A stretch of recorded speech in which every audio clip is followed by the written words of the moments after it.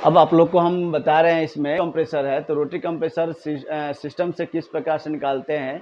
तो देखिए ये डिस्चार्ज लाइन है, ये डिस्चार्ज लाइन को हमने क्या किया, गर्म करके बाहर निकाल लिया और यहाँ पर जो सेक्शन लाइन है इसको भी गर्म करके बाहर निकाल दिया गया। ठीक है,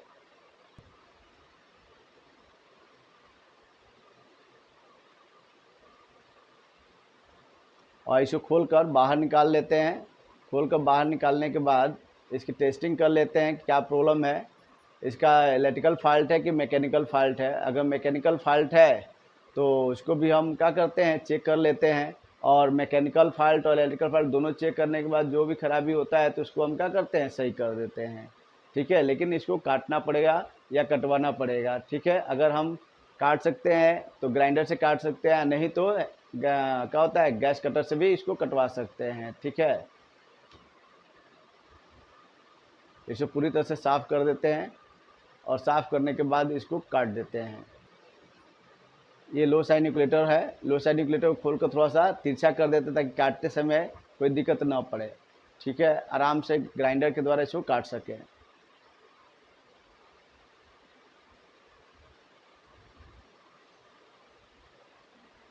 अब यहाँ से हम क्या करते हैं, ग्राइंडर से काट देते हैं।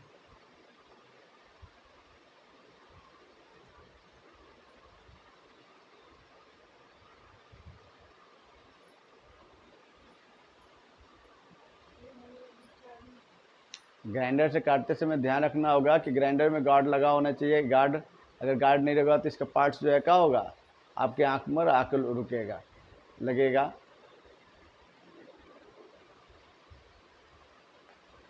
अब इसका टर्मिनल यहाँ से निकाल देते हैं। ये टर्मिनल देखिए, कामन रनिंग स्टार्टिंग जो है मोटर का तीनों आके इसमें जुड़ा हुआ है, इसको बाहर निकाल लेते हैं। उसके बाद ये प्लेट फ्री हो जाएगा।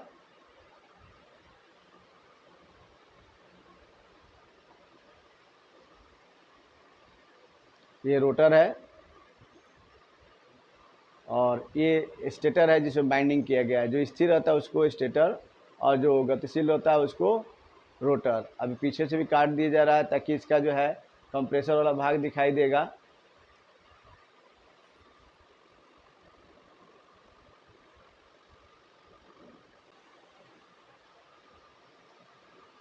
अब इसमें ऑयल बाहर निकल गया। अब इसको खोलकर चेक कर लेते हैं।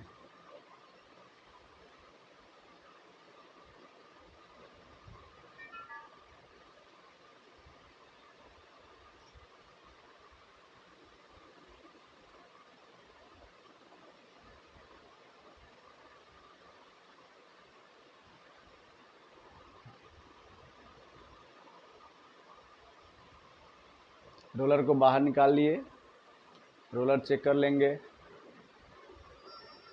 ये ब्लेड है,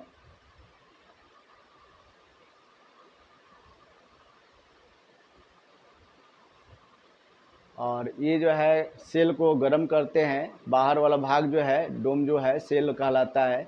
सेल को गर्म करेंगे तो यह फैलेगा, और फैलेगा तो ये क्या होगा, स्टेटर हमारा जो है फ्री हो जाएगा। और इसको जो है पटकने पर, यानी कि उसको चोट देने पर क्या हो जाएगा, वो बाहर स्टेटर आ जाएगा।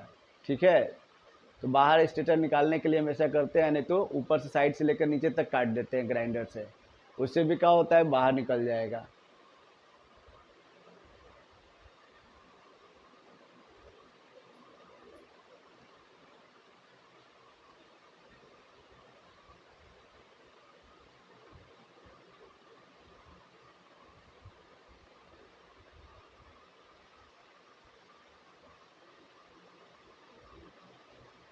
अब ये सेल से जो है स्टेटर का हो गया, बाहर निकल गया। रोटर उसी में है, ये स्टेटर बाहर निकल गया। अब ये स्टेटर को साफ़ करके हम क्या करते हैं, अलग रख देते हैं ताकि किसी प्रकार कोई प्रॉब्लम ना हो। अगर इसमें प्रॉब्लम नहीं है तो हम क्या करते हैं कि उसको कागज़ में लपेट कर सूखे स्थान पर रख देते हैं ताकि उसमें कोई दिक्कत ना आ जाए। ठीक है, अब स्टेटर का और बाइंडिंग जो है थोड़ा सा क्या करते हैं, इसको साफ़ कर देते हैं, क्लीन कर देते हैं। और क्लीन करके इसको फिर हम उसमें फिट करेंगे। और इसको हम पहले चेक कर लिए हैं, कामन रनिंग स्टार्टिंग सही है इसका, और कंटिन्यूटी भी सही है इसका। ठीक है, तो अब नहीं, मोटर सही है, तब इसको क्या किए, साफ़ किए, और साफ़ करके फिर उसको उसके अंदर फिट कर देंगे। ठीक है,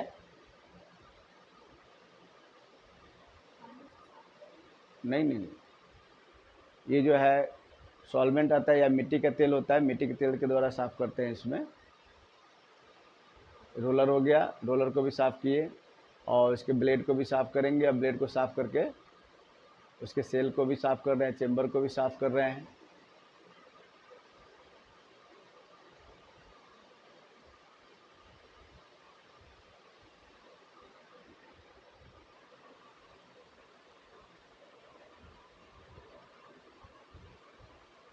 इसमें ऑयल डाल देते हैं ताकि लुब्रिकेशन के लिए थोड़ा सा सही रहेगा और जल्दी बैठेगा।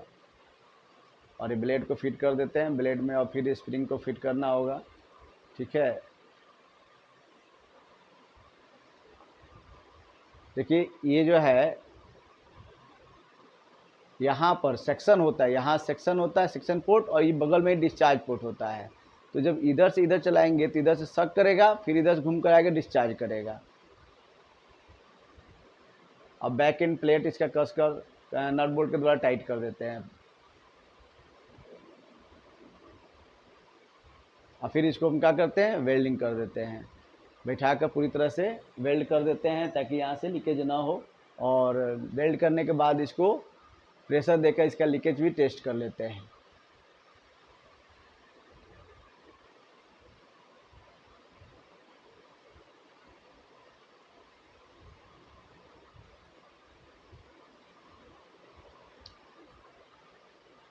अब इसमें जो है क्या करते हैं, स्टेटर को फिट करते हैं। फिर उसी तरह से इसको गर्म करेंगे, और गर्म करके जब इसका सेल फैलेगा, कंडक्टर है तो आप जानते हैं कि कंडक्टर टेम्परेचर बढ़ने से क्या होता है, फैलता है। और फैलेगा तो फिर उसको हम क्या करते हैं, उसमें दबा देते हैं, तो क्या होगा, स्टेटर भी अंदर चला जाएगा। हाँ, आप कहेंगे मिट्टी की तरह साफ़ किए हैं तो इसमें आग नहीं लगेगा। अरे तो आग इसमें नहीं लगेगा ना, स्टेटर में मिट्टी का तेल लगाया गया था, सेल में थोड़े मिट्टी का तेल लगाया गया था कि सेल में आग लगेगा। ठीक है, और फिर तीनों टर्मिनल का किए गया, उसमें फिट करके रनिंग कॉमन स्टार्टिंग जिस तरह से था उसको फिट करके, और उसको फिर वेल्डिंग कर देंगे। और वेल्डिंग कर देंगे उसके बाद से क्या हो जाएगा, कंप्रेसर हमारा तैयार हो जाएगा। फिर पेंट कर देंगे तो फिर सही हो जाएगा। ठीक है, उसके बाद हम क्या करते हैं, इसको प्रेशर दे के लीकेज चेक कर देते हैं, ऑयल चार्ज कर देते हैं।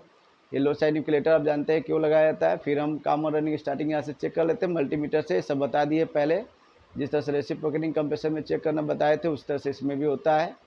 और इसमें हम इसको लगा दिए, पूरा कंप्रेसर फिट हो गया आपका।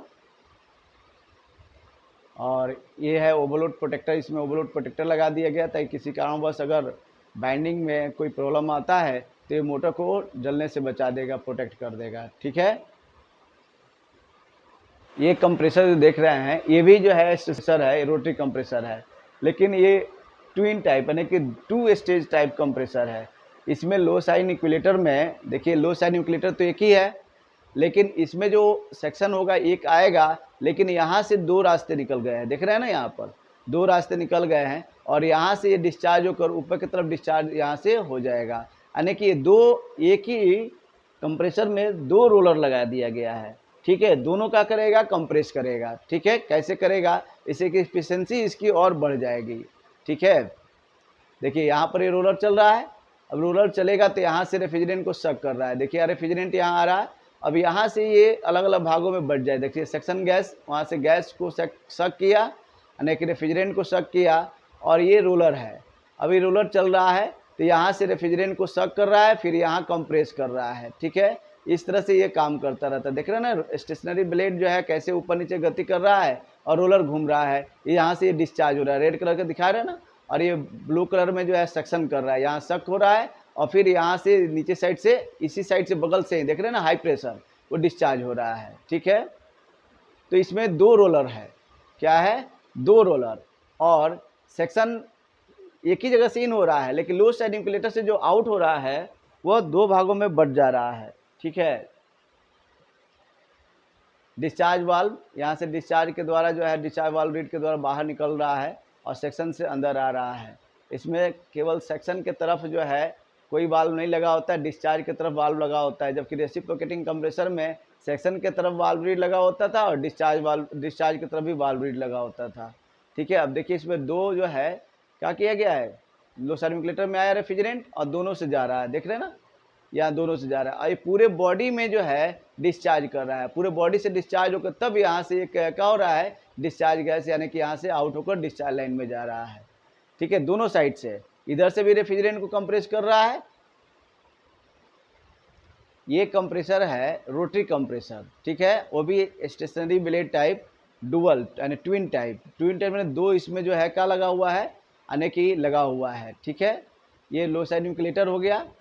ये जो है स्क्रोल टाइप कंप्रेसर से अच्छा काम करता है, इसलिए इसको जो है क्या होता है, लगाया जाता है, क्योंकि इसमें कंजप्शन जो है ये लो ऑयल कंजप्शन करता है, और ये जो स्क्रोल टाइप है वो हाई ऑयल कंजप्शन करता है, ज़्यादा कंजप्शन करता है ऑयल का।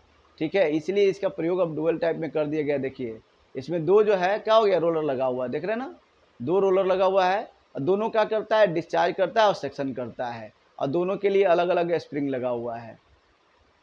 पहले हमने स्टेशनरी ब्लेड टाइप कंप्रेसर के बारे में बताया था, रोटरी कंप्रेसर, और ये जो है सामने जो देख रहे हैं वह रोटेटिंग ब्लेड टाइप कंप्रेसर है। क्या है, रोटेटिंग ब्लेड टाइप। ये रोलर जो है एक जगह अपने जगह पर घूमता रहता है, ये इधर उधर नहीं जाता है, बल्कि ये ब्लेड जो है ये क्या होता है, अंदर बाहर होता रहता है। देखिए ये यहाँ पर स्प्रिंग लगा हुआ है, क्या लगा हुआ है, स्प्रिंग।